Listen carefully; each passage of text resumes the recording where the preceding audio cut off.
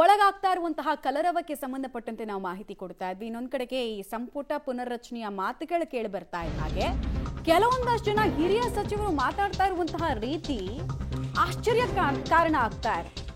Cabinet ಬದಲಾವಣೆ ಮಧ್ಯೆ ಸಚಿವರ ತ್ಯಾಗದ ಮಾತು.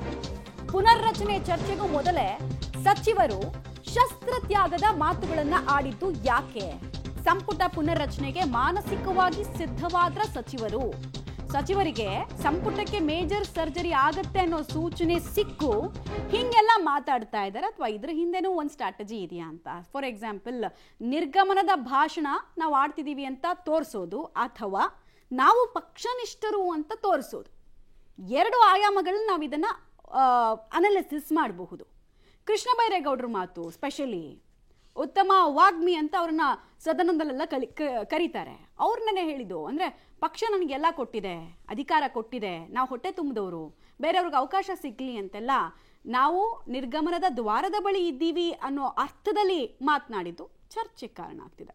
ಆರಂಭದಲ್ಲೇ ಪಕ್ಷದ ವರಿಷ್ಠರು ಹೇಳಿದ್ದಾರೆ, ನಾವು ಸೂಕ್ತ ಸಂದರ್ಭದಲ್ಲಿ ಯಾರು ಸಚಿವ ಸಂಪುಟದ ಹೊರಗಡೆ ಇದ್ದಾರೆ, ಅದರಲ್ಲಿ ಅರ್ಹರು ಯಾರಿದ್ದಾರೆ ಅವ್ರಿಗೆ ಅವಕಾಶ ಕೊಡಬೇಕಾಗುತ್ತೆ. ಸೊ ನಾವು ಒಳಗಿರೋರು, ಅದಕ್ಕೆ ನಾವು ಕೂಡ ಅವತ್ತು ಒಪ್ಪಿದ್ದೇವೆ. ನಾನಂತೂ ಇವತ್ತು ನಂದು ಸಹಮತಿ ಇದೆ, ಹೊರಗಡೆ ಇರೋರಿಗೆ ಅವಕಾಶ ಸಿಗಬೇಕು. ಈಗಾಗಲೇ ಎರಡು ಪೊಸಿಷನ್ ಖಾಲಿ ಇದೆ, ಅದನ್ನು ಕೂಡ ತುಂಬಿಸಬೇಕಾಗಿದೆ. ಇನ್ನು ಅದರಲ್ಲಿ ಬೇರೆ ಏನು ಬದಲಾವಣೆಗಳು ಮಾಡಬೇಕು ಅಂತ ಇದೆ, ಅದು ಹೈಕಮಾಂಡ್ ಮಾಡ್ತಾರೆ. ಪಕ್ಷ ಏನು ಹೇಳುತ್ತೆ ಅದರ ಪ್ರಕಾರ ಹೋಗ್ತೀವಿ. ಆವಾಗಲೇ ನಾನು 2013ರಲ್ಲಿ ಮಿನಿಸ್ಟರ್ ಆಗಿದ್ದಾಗ 2016ರಲ್ಲಿ ನಾನೇ ಬೇರೆಯವ್ರಿಗೆ ಅವಕಾಶ ಕೊಡಿ ಅಂತ ನಾನೇ ಹೇಳಿದ್ದೆ, ಆಯಿತಾ? ಸೊ ಅಂಥ ಪರಿಸ್ಥಿತಿ ಇದ್ದಾಗ ಇದೇನು ಹೊಸದೇನು ವಿಷಯ ಏನಲ್ಲ. ಇದೆಲ್ಲ ಪಕ್ಷ ಯಾವ ಥರ ತೀರ್ಮಾನ ತೊಗೊಳ್ಳೋದು ಅದಕ್ಕೆ ಎಲ್ಲರೂ ಕೂಡ ನಾವೆಲ್ಲ ಭದ್ರಾಗಿರ್ತೀವಿ. ಯಾರನ್ನೂ ತಪ್ಸಂಗಿಲ್ಲ, ಯಾರನ್ನೂ ಬಿಡಂಗಿಲ್ಲ. ಅವರು ರಣೆ ಬರಬೇಕಿದ್ದಾಗುತ್ತೆ. ಅವ್ರು ತಪ್ಸಕ್ಕ ಇವ್ರು ತಪ್ಸಕ್ಕ ಯಾರು ಸಾಧ್ಯ ಇಲ್ಲ. ಅದನ್ನು ರಾಜಕೀಯವಾಗಿ ಹೇಳಿಕೆಯನ್ನು ಪಡಬಾರ್ದು ಅಂತ ನಮಗೆ ಭಾಳ ಸ್ಪಷ್ಟ ಆಗಿ ಇನ್ಸ್ಟ್ರಕ್ಷನ್ ಇದೆ. ಹೈಕಮಾಂಡ್ ಹೇಳಿದ್ದನ್ನು ಕೇಳ್ತೀವಿ. ನಾವು ಅದ್ರ ಬಗ್ಗೆ ಮತ್ತೊಂದ್ರ ಬಗ್ಗೆ ನಾವು ಇಲ್ಲ. ಹೈಕಮಾಂಡ್ ಅಬ್ಸಲ್ಯೂಟ್ಲಿ ತ್ಯಾಗಲ್ಲ. We are following orders. ಈಗ ಪಕ್ಷದಿಂದ ನಾವಲ್ಲ, ನನ್ನಿಂದ ಪಕ್ಷ ಅಲ್ಲ.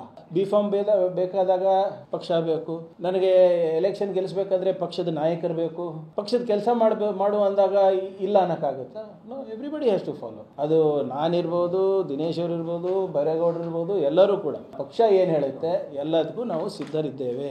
ನಾಳೆ ಹೋಗಿ ನೀನು ಚಿತ್ತಾಪುರ ಬೇಡಪ್ಪ, ನೀನು ಹೋಗಿ ಇಲ್ಲಿ ಉತ್ತರ ಕನ್ನಡದಲ್ಲಿ ನೀನು ಉಸ್ತುವಾರಿ ಕೊಡ್ತಾ ಇದ್ದೀವಿ, ಅಲ್ಲಿ ಹೋಗಿ ಕೆಲಸ ಮಾಡು ಅಂದರೆ ಕೆಲಸ ಮಾಡಲೇಬೇಕಾಗುತ್ತೆ.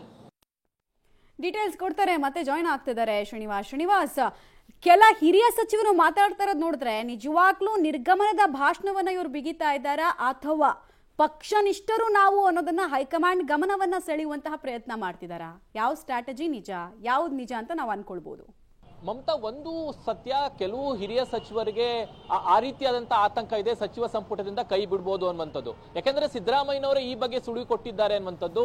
ಈ ಹಿನ್ನೆಲೆಯಲ್ಲಿ ಕೆಲವು ಆತಂಕದಿಂದ ಮಾತನಾಡಿರ್ಬೋದು. ಇನ್ನೊಂದು ನೀವು ಹೇಳಿದಾಗೆ ನಾವು ಪಕ್ಷನಿಷ್ಠರು, ಪಕ್ಷ ಹೇಳಿದಂತೆ ಕೇಳ್ತೀವಿ ಅನ್ನುವಂತಹ ಮಾತುಗಳನ್ನು ಹೇಳುವ ಮೂಲಕ ಹೈಕಮಾಂಡ್ ಅನ್ನ ಇಂಪ್ರೆಸ್ ಮಾಡುವಂತಹ ಮನಸ್ಥಿತಿನೂ ಇರಬಹುದು.